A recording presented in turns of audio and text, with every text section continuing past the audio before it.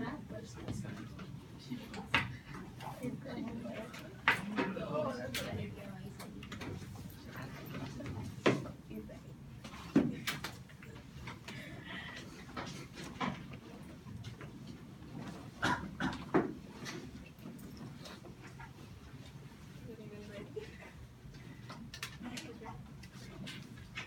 15-year-old Florida boy was accused of killing his 10-year-old sister, as he has drastically changed his story 4 different times.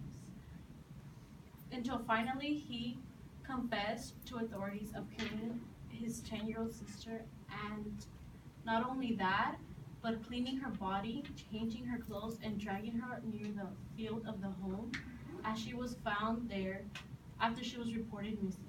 On February 22, 2016, the Associated Press on ABC 7 News in Florida, a boy 15 accused of killing his 10-year-old sister, stated that Sheriff Frank saw the boy as hardcore due to the reasons that his actions were not of a 15-year-old. So I'm a sociology major who's really interested in learning about laws. As many of you guys should know that if you break laws, you should be able to take responsibility for them and pay with life in prison. This happens around us, as I've been researching about this topic for many years, and I've done a debate on it in 2015. So juveniles from the ages from 10 to 17 should be held accountable for committing heinous crimes.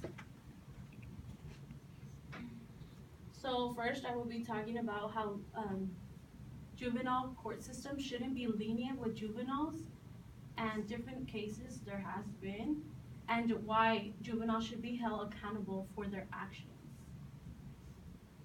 So first, according to the Office of Juvenile Justice and Delinquency Prevention, a sponsors research program and training for juvenile justice in juvenile arrest rate trends, on December 13, 2015, courts lowered their standards in order to prevent too many teens from going into prison.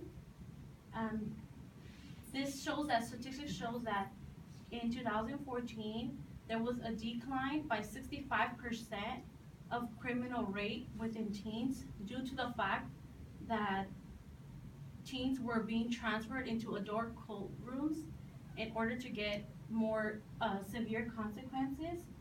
This comes to show that not only did the severe punishment help these juveniles realize that this is an unfair consequence, but it also made them realize they don't want to be there. They don't want to get life in prison and waste their whole life there. Kansas and Vermont were 2 states that decided to provide provisional assignments to them. It shows that they may come out as violent career criminals once they're out of adult system crimes, due to the fact that they've been dealing with higher level of criminals, and they are now known to think like them and act like them, as some even decide to plan crimes when they know they're going to come out. Some should only receive like 3 to 10 years, but that just doesn't make sense due to the fact that they're only getting a small amount of time, and they're coming out and they're committing even more crimes, and they're hurting the ones around us or the ones around them. We should punish all juveniles as adults due to the fact that they are just the same as anyone else. So now that I told you guys about why juvenile court system shouldn't be lenient with juveniles, I will now talk about different cases involving juveniles. So many say that teens are still immature and they still don't know what they're doing when they're imitating a World Wrestling Foundation here in Should Juvenile Criminal Be Sentenced Like Adults by Clark Merrifield, a writer and editor at Volt. from the Daily Beast on November 26, 2012, stating that they are just mimicking what they see on TV and what they use on video games. But why should that be a accountable reason when we all play video games, we all watch TV? Are we all committing these crimes? We're not all committing these crimes.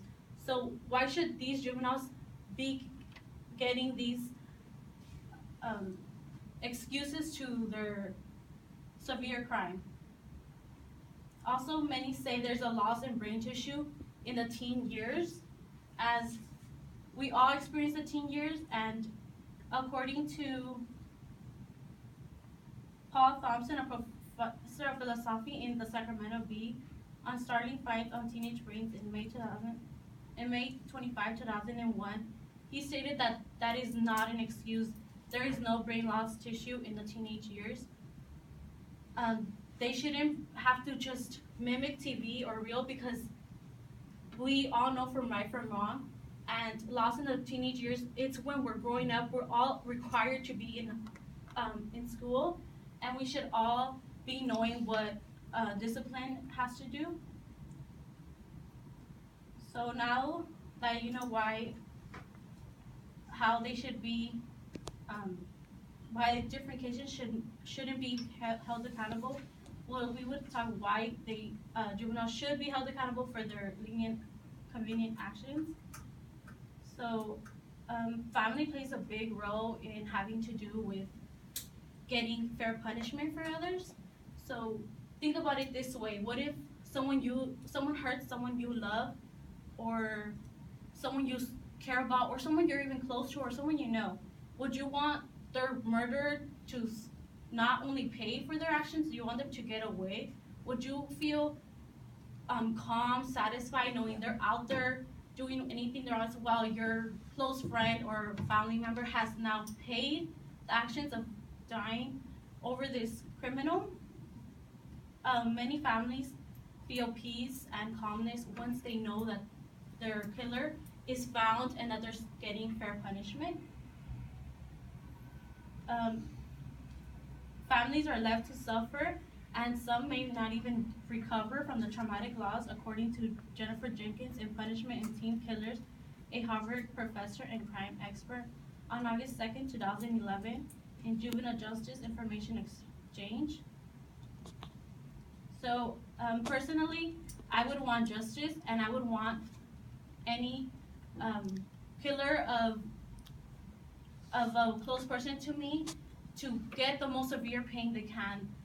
Not only for them to pay their actions, but for them to recognize that what they did was wrong, and what they did is not normal. It's not fair enough for the others.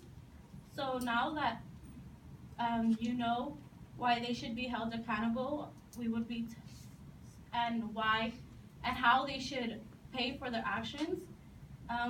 We're going to talk about how